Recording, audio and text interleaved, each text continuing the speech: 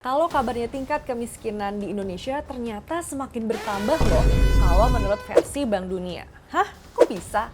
Nah, per Juni 2025, makanya Bank Dunia itu mengubah PPP tahun 2017 menjadi PPP tahun 2021. Akibat metode penghitungan PPP tahun 2021, otomatis jumlah penduduk miskin di Indonesia semakin banyak dong. Itu artinya 2 dari 3 warga di Indonesia termasuk dalam kategori miskin. Dan jumlah tersebut meningkat loh dibandingkan saat menggunakan metode penghitungan yang lama di PPP 2017 ya. Saat itu jumlah penduduk miskin di Indonesia adalah 171 juta jiwa. Cuman ya, membandingkan tingkat kemiskinan antara Bank Dunia dan BPS itu kelihatan kayak jomplang banget ya nggak sih? Kayak antara langit dan bumi gitu ya.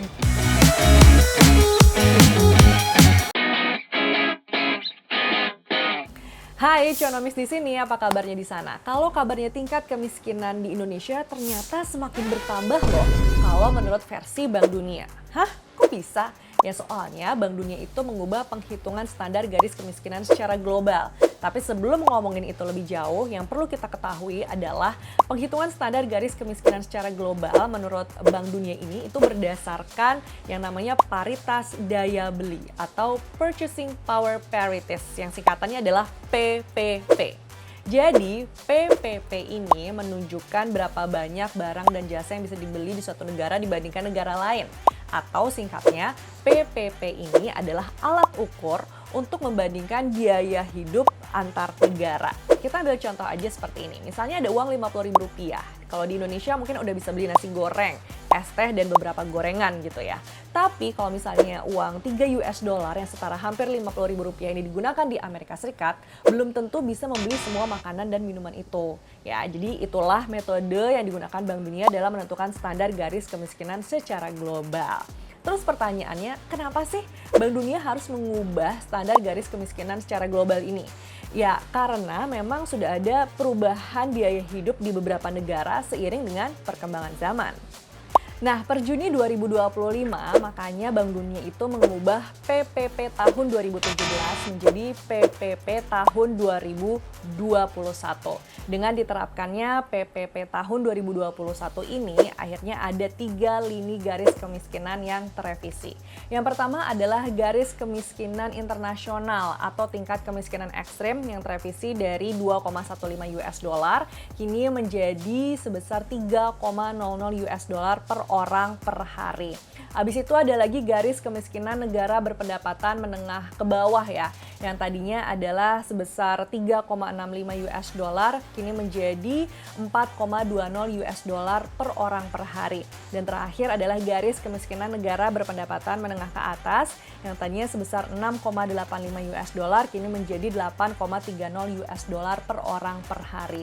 Tapi yang perlu diingat adalah nilai dolar Amerika Serikat di sini bukan sebagai kurs nilai tukar saat ini di pasaran ya, melainkan sebatas penanda paritas daya beli.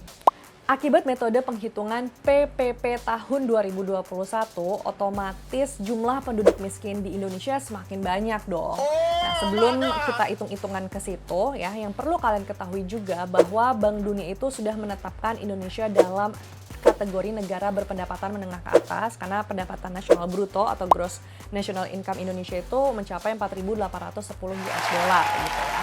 Berarti otomatis standar garis kemiskinan di Indonesia itu harus mengikuti standar garis kemiskinan negara berpendapatan menengah ke atas dong. Oleh karena itu, Bank Dunia pun mengumumkan kalau jumlah penduduk miskin di Indonesia sudah mencapai 68,25% dari total penduduk Indonesia. Ya, dengan menggunakan metode penghitungan yang baru ini. Untuk total penduduk Indonesia kita pakai data terakhir ya dari BPS di tahun 2024, yaitu sebanyak 285,1 juta jiwa. Nah, udah deh kita hitung aja, 68,25% dikali 285,1 juta jiwa, akhirnya muncul angka yaitu jumlah penduduk miskin di Indonesia saat ini sekitar 194 juta jiwa. Itu artinya 2 dari 3 warga di Indonesia termasuk dalam kategori miskin. Dan jumlah tersebut meningkat loh dibandingkan saat menggunakan metode penghitungan yang lama di PPP 2017 ya. Saat itu jumlah penduduk miskin di Indonesia adalah 171 juta jiwa. Dan dengan standar garis kemiskinan yang baru ini, otomatis jumlah penduduk miskin di Indonesia pun bertambah banyak menjadi 194 juta jiwa. Wow.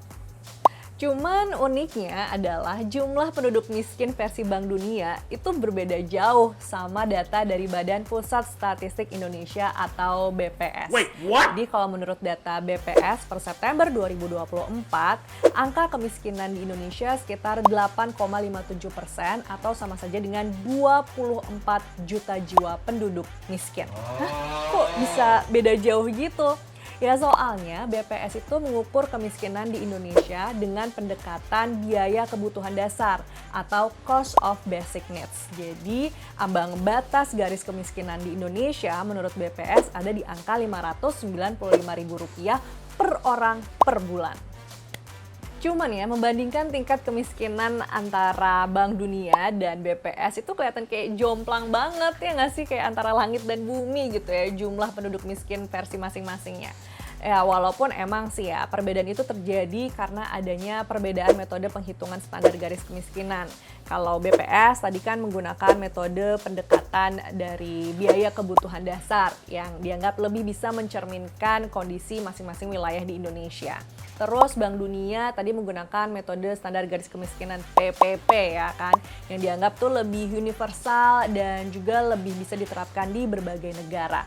Tapi perbedaan ini setidaknya jangan diabaikan gitu aja nggak sih? Melainkan justru menjadi refleksi gitu untuk bisa menyelaraskan data kemiskinan secara nasional maupun internasional. Sehingga upaya pengentasan kemiskinannya nanti bukan hanya diakui di dalam negeri, tapi juga diakui secara global.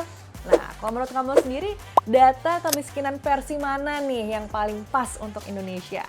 Coba ya, tulis opini kamu di kolom komentar, tapi jangan lupa like and share konten ini. Sampai jumpa.